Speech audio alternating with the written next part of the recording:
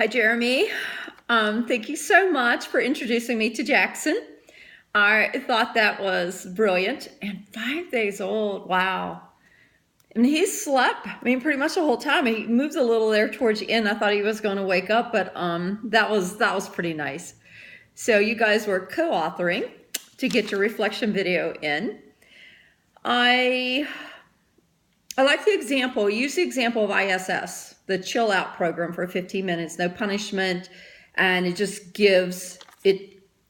keeps things from escalating. And I think that's absolutely perfect. We do it with ourselves. If a parent's really giving you a hard time and you feel your temper rising a little bit because they start personal jabs, and sometimes parents will push every button they can. It's just that, whatever you have to do to just kind of, nope, not letting it get to me. I'm not going to lose this, because the second you lose your temper, you do lose. But I love that for students, because first of all, you're teaching them control at an early age. You're also teaching the teacher control. Sometimes I found teachers were no different than students. They're supposed to have this reserve and ability to back up, but they don't always have that. Some are worse than others. So I think that you're giving both of them a timeout, an opportunity to get away from each other. I like that you talked about getting as much information as possible before all parties are met.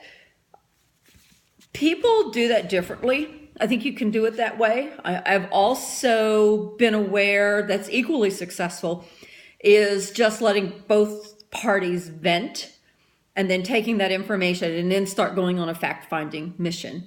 It depends on the level of frustration that the individuals are. If they need to vent first, then that's fine. If you've got the time to go get facts, that's fine too.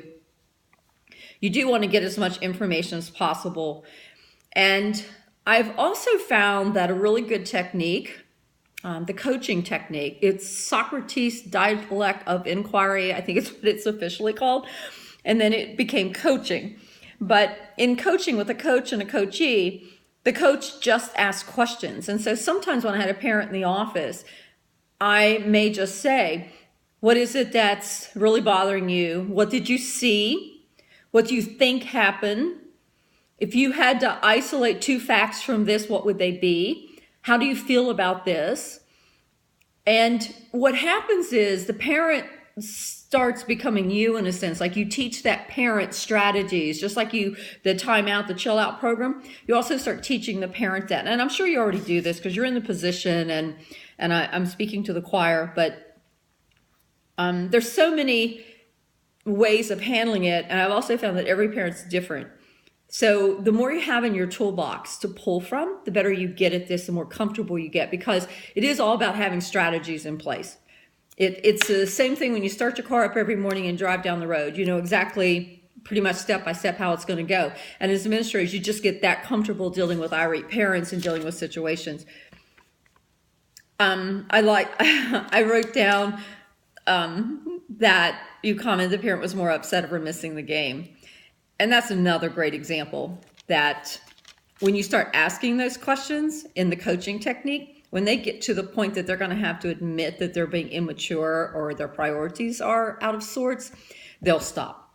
They won't respond. For the most part, they're not going to admit that. But they instantly know. Sometimes it makes it worse. Sometimes they get more angry because you both now know that they're the problem.